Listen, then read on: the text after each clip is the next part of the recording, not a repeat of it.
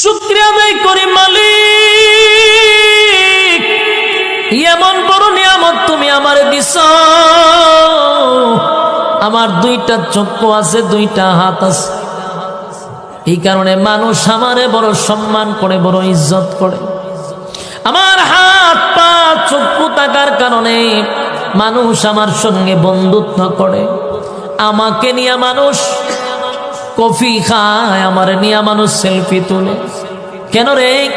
আমার মধ্যে আল্লাহর নিয়ামত আছে, এই জন্য মানুষ আমার মহব্বত করে, ভালোবাসে। যার হাত নাই পা নাই, কোনো ভিক্ষুকরে নিয়ে মানুষ সেলফি তুলে না, কোনো ভিক্ষুকরে মানুষ কফি খাওয়ায় না, বন্ধুত্ব করে না। কোনো ভিক্ষুক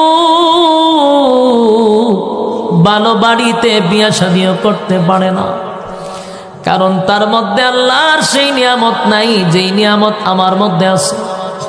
শুকরিয়া আদায় যদি করো, তাহলে তুমি বুঝতে পারবা কি পরিমাণ নিয়ামত আল্লাহ আমারে দিছে।